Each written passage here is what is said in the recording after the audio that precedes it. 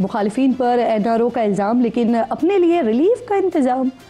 इमरान खान जिन तरामीम को करदम करार देने के लिए सुप्रीम कोर्ट गए, उन्हीं तरामीम के बहाल होने पर अब रिलीफ के तलबगार भी बन गए हैं। साबिक़ वज़ीर आज़म की जानिब से आज 190 मिलियन पाउंड केस में बरियत की दरख्वास्त दायर कर दी गई।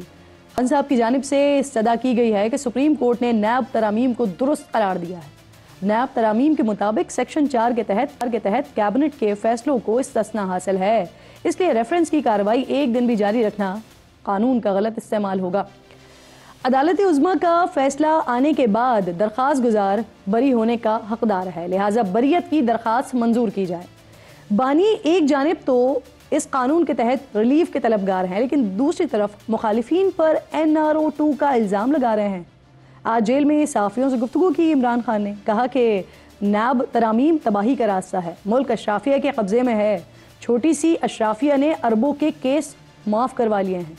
कानून से बालातर लोग हमेशा बच जाते हैं। दुनिया की किसी पार्लियामेंट में ऐसा नहीं हुआ कि कानून पास करवा कर चोरी माफ़ करवाई गई हो। अपनी चोरियाँ माफ़ करवा कर कौम को कहा जाता है कि कुर्बानियाँ दो। उन्होंने ये भी दावा किया कि 22 अगस्त का जलसा मुलतवी करवाने के लिए उनकी मिन्नतें की गईं, लेकिन उन्होंने ये नहीं बताया कि ये मिन्नतें आखिर की किसने। बिलाखिर अब PTI कल इस्लामाबाद में जलसा करने जा रही है, जिसके लिए संजानी के मकाम पर तैयारियां तकरीबन मुकम्मल हो गई हैं। मुल्क के मुख्तलिफ शहरों में काफ़िले भी वहाँ से पहुँचना शुरू हो गए हैं। जलसे से कबल पार्टी में अहम तब्दीलियाँ देखने में आ रही हैं। इमरान खान ने पार्टी के सेक्रेटरी जनरल उमर अयूब का इस्तीफ़ा मंजूर कर लिया है। ज़राए सब बता रहे हैं कि उनकी जगह सलमान अकरम राजा को नया सेक्रेटरी जनरल नामजद किया गया है। खबरें ये भी है नाज़रीन कि बानी PTI ने सेक्रेटरी इत्तलात रऊफ़ हसन को भी हटाने की मंजूरी दे दी है। पार्टी के कुछ रहनुमाओं ने रऊफ़ हसन पर अदम एतमाद का इजहार किया है। दूसरी तरफ बरतानवी अखबारों के बाद इजरायली अखबार में भी साबिक़ वज़ीर आज़म के चर्चे हो रहे हैं। इजरायली अखबार टाइम्स ऑफ इजराइल में अज़रबैजान से ताल्लुक़ रखने वाली खातून सहाफ़ी का एक ब्लॉग शाया हुआ है, जिसमें उन्होंने कहा है कि खबरें हैं कि इमरान खान ने अपनी साबिक़ा अहलिया जमाइमा खान के ख़ानदान के ज़रिए इसराइल को पैगामात भेजे हैं, इसराइल को तस्लीम करने का इशारा दिया है। ब्लॉगर ने लिखा कि इमरान खान मगरब और इस्लामी दुनिया के दरमियान फासले कम करने की सलाहियत रखते हैं। इसराइल और इत्तेहादी यकीनी बनाएं कि बानी दोबारा सियासत के लिए आज़ाद हों। यहाँ मौज़ूआत पर बात करने के लिए प्रोग्राम में मेरे इंतहाई मोअज़्ज़ज़ मेहमान आज मेरे साथ मौजूद होंगे। सबसे पहले खान साहब मुझे ज्वाइन कर रहे हैं, पाकिस्तान तहरीक इंसाफ के अहम रहनुमा हैं। बहुत शुक्रिया आपका अली भाई। अस्सलाम वालेकुम सर। सबसे पहले तो फाइनली तकरीबन 5 बार आप लोगों का जलसा मुलतवी हुआ, कैंसिल हुआ, और उसके बाद कल फाइनली आप लोगों का जलसा होने जा रहा है, जिसकी तैयारियां भी शुरू हो गई हैं, बाकायदा काफिले भी निकल गए हैं। क्या सोच रहे हैं, क्या करने जा रहे हैं? कल का जलसा कितना तारीखी देख रहे हैं? कितने अफराद की मौजूदगी होगी कल जलसे में? वालेकुम सलाम जी, बहुत शुक्रिया। बिस्मिल्लाहिर्रहमानिर्रहीम। अल्लाहुम्मा सल्ली अला मुहम्मद व अला आलिहि व अस्हाबिहि वसल्लम। आपकी इजाज़त से सबसे पहले आपको, पूरे पाकिस्तान को आज खत्म नबूवत सल्लल्लाहु अलैहि वसल्लम का जो कानून पास हुआ था भुट्टो साहब के दौर में, आज 7 सितंबर है, यौम दफ़ा खत्म नबूवत सल्लल्लाहु अलैहि वसल्लम है। 50 साल उस कानून को पूरे हो गए हैं। आप सबको मुबारक हो। अल्लाह ताला के करम से पाकिस्तान वाहिद मुल्क है जो कलमे के नाम पे बना, जो हुजूर नबी करीम सल्लल्लाहु अलैहि वसल्लम खातम नबीन की रूह की बरकत से हमें मिला। और मैं समझता हूँ कि बावजूद बहुत गुनाहों के हम बहुत गुनाहगार होंगे, लेकिन हमारी कौम सब अल्हम्दुलिल्लाह आशिक रसूल हैं, गुलाम रसूल हैं। और ये चीज़ हमने देखी कि 50 साल पहले कानून पास हुआ और अभी इन्हीं दिनों में मुबारक सानी केस में आपने देखा कि कौमी असम्बली में तमाम जमातें, तमाम सियासी इख्तलाफात भुलाकर इस इशू पे मजबूत खड़े हो गए कि खत्म नबूवत सल्लल्लाहु अलैहि वसल्लम पे कोई कॉम्प्रोमाइज़ नहीं होगा कवानीन में। तो आप सबको बहुत बहुत मुबारक हो। अल्लाह करे हमारे आने वाली नस्लें गुलाम रसूल हों। कल हमारा जलसा है, आमीन आमीन। और बड़े अरसे बाद है इस्लामाबाद में।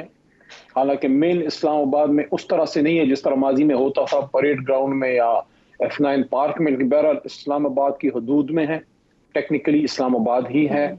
और मैं आज खुद गया था, कल हमारी और भी लीडरशिप गई थी, आज भी अभी भी वहाँ मौजूद हैं। मैंने खुद जलसे गाह का जायजा लिया है। पहले मेरे थोड़े से खदशात थे क्योंकि मैंने जगह नहीं देखी थी। हालांकि डिप्टी कमिश्नर साहब से जब हम इजाज़त ले रहे थे तो शुएब शाहीन साहब के साथ मैं गया था, मैं था, शुएब साहब थे, हमारे नौजवान रहनुमा, बहुत तगड़े हमारे वकील नईम हैदर पंजोता साहब, और साथ में सीनियर हमारे वकील और दोस्त और MNA उमर नियाजी साहब, हम सब गए थे, हमने इजाज़त वहाँ से ली जी। आज जब मैंने स्पॉट चेक किया है तो मैं सबको कहना चाहता हूँ कि बहुत अच्छा स्पॉट है, और इस्लामाबाद से भी वेल कनेक्टेड है, मोटरवे से भी नजदीक है, और GG रोड से भी अगर कोई आना चाहे, रोड प्लान हम दे चुके हैं। पुरअमन जलसा है, बड़े अरसे बाद है, तमाम फैमिलीज को आना चाहिए, कोई इशू नहीं है। मोहम्मद खान साहब, आप जो ये सामने उसकी तरतीब करें, आप कह रहे हैं कि इस तरह की कोई भी बात ना कैबिनेट में हुई, ना इमरान खान साहब ने कभी अपनी कैबिनेट को इस तरह की कोई बात कही। बहुत बहुत शुक्रिया आपका, प्रोग्राम में आप साथ मौजूद थे, हम गुफ्तगू हो रही थी, और क्योंकि हमने आगाज़ किया था PTI का जलसा कल मोस्ट प्रॉबली होने जा रहा है, अब तक की इत्तलात के मुताबिक जो कुछ तैयारियाँ वहाँ पर दिखाई दे रही हैं उसी को जान लेते हैं। साथ मौजूद हैं टिका खान सानी, क्योंकि PTI की तरफ से कहा जा रहा है कि इस्लामाबाद की तारीख का सबसे बड़ा जलसा होगा, तो कितने अफराद की वहाँ पर गुंजाइश मौजूद है, क्या तैयारियां हो रही हैं, कितनी कुर्सियां लग गई हैं, और क्या कारकुनान रात भर वहीं रहेंगे, ये टिका खान सानी साथ मौजूद हैं, उनसे पूछते हैं। इनफैक्ट DJ भट्ट भी वहाँ पर मौजूद हैं, तो उस हवाले से भी अपडेट कीजिएगा ज़रा। टिका बताइए। DJ भट्ट जो कि तहरीक इंसाफ के जलसों से ही शोहरत उन्होंने पाई, वो आज इस्लामाबाद में पहुंचे हैं। DJ भट्ट क्या नया म्यूजिक दे रहे हैं, बड़े अरसे बाद ये, चूंकि D चौक में जो था जलसा उसमें भी ये मौजूद होते थे और इनको बाय नेम पुकारा जाता था। ये बताइएगा कि क्या एहतमाम कर रहे हैं, क्या नया दे रहे हैं इस जलसे को? सबसे पहले तो अल्लाह का शुक्र अदा करता हूँ, अल्लाह पाक ने मुझे नई ज़िंदगी दी, बीमारी के बाद दोबारा से यहाँ पे वन टाइम अगेन नज़र आ रहा हूँ। और thank you so much Pakistan Tehreek Insaf के तमाम लीडरान का, और स्पेशली खान साहब का, जिन्होंने एक दफ़ा फिर मुझे मौका दिया है। यहाँ पर ये पाकिस्तान की हिस्ट्री का सबसे बड़ा जलसा होने लगा है। इतनी बड़ी स्टेज आज तक नहीं कभी बनाई, 250 फीट लंबी स्टेज, इतनी बड़ी स्टेज तो पॉसिबल ही नहीं कभी आज तक कोई बनाए, लेकिन हमने ये स्टेज बनाई। उसके साथ साथ आप बना रहे हैं? जी अल्हम्दुलिल्लाह, और पूरे जलसे में सवाए सिक्योरिटी के सभी जिम्मेदारियां मुझे सौंपी गई हैं, और कुर्सियों के अलावा तो वो कर रहा हूँ। ताहद्दे निगाह जहाँ तक भी आपको जगह नज़र आएगी वहाँ पर क्रिस्टल क्लियर आवाज़ पहुँचाना मेरी जिम्मेदारी है। उसके साथ साथ बरकी कुमकुमे, बड़ी बड़ी लाइटें, सबसे बड़ी स्क्रीन जो सी है वो, और उसके साथ साथ पंडाल में भी बेशुमार साउंड सिस्टम के साथ साथ स्क्रीनें लगाई जा रही हैं। नया गाना जो सा है स्पेशली उस्मान बंगश ने भेजा है हमें, और वो एक बड़ा ज़बरदस्त गाना है, और कल वो आपको सुना जाएगा, सरप्राइज रखा जाएगा, वो आपको इंशाल्लाह कल ही बताएंगे। कोई एक बोल तो सुना दे DJ भट्ट। सर आप चाहते हैं सरप्राइज तो और दूं? सर नहीं, एक जरा सा चले ये बताइएगा कि कितने किस्म के सॉन्ग तैयार करके यहाँ लाए? सर देखें, पाकिस्तान में PTI को प्यार करने वाले सारे सूबों से लोग मौजूद हैं, और कल देखिएगा सारे सूबों के जोन से गाने भी चलेंगे, और नाकदा कोका भी चलेगा, और मजर राय का जोन सा गाना है कैदी नंबर 804 वो भी चलेगा।